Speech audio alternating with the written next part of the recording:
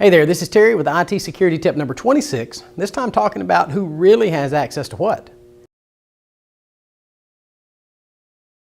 This may start off sounding like conspiracy theory stuff, but hang with me and I think I'll dispel that notion for you pretty quickly.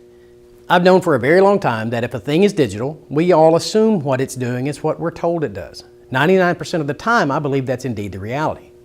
However, by the nature of it being digital, and always if it's connected to some form of communication method, internet, RFID, Bluetooth, or any wiring to something else, what that thing does is not necessarily controllable by you. It is entirely controllable by the author or creator of the device and whomever they may choose to give access to it. Now let me reiterate. I'm not saying your digital devices are spying on you. I'm saying they all have the potential to do so, and you should be continually aware of it. We're not the only ones controlling them. Let's take a big example in all of our lives, the internet. You will never ever do anything privately on the internet.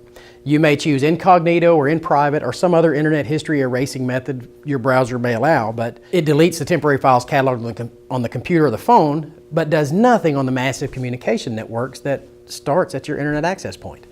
The internet service provider or even something on your home or business network may be tracking everything you do, and Incognito just doesn't affect that. Just because you can't see the evidence of being tracked absolutely doesn't mean you aren't. I say at the end of every video, if it's free, you're the product, and I mean it.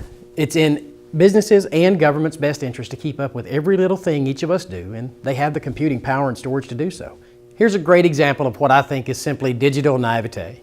At the time this is being recorded, the Samsung company has a literal bomb on their hands, the Galaxy S7 phone, which has the problem of catching on fire. Efforts to recall them depend entirely on the customers volunteering to give their phones up, some of which don't want to simply because their phone hasn't burned up yet. To ensure that Samsung stops getting sued over this eventually, they took the very public step of causing phones to be updated with a patch that prevents them from charging. And when the battery runs out next, it's never coming back on. Problem solved. Many S7 phone owners freaked out learning that the phone they own is still under the control of the creator. Samsung invented it, designed the ability to continually update it, and so long as the device continues to communicate via the cellular networks or wireless networks, can do whatever they want, whenever they want, whether you're aware of it or not. And so can everyone else that creates a digital and connected device or application. You know that pesky little document called an End User License Agreement, or EULA, you clicked I agree on originally? You should read it for reals. Might be eye-opening. In closing, I'm not saying you ditch digital. I'm saying know what's in your hand and what may be listening to your voice. When you're saying, okay Google, or hey Siri, or calling on Amazon's Alexa, keep in mind it was listening long before you even thought about asking the question. This is Terry Cole with Cole Informatics, reminding you, sort of like a broken record, the golden rule of the internet. If it's free, you're the product. We'll see you next time.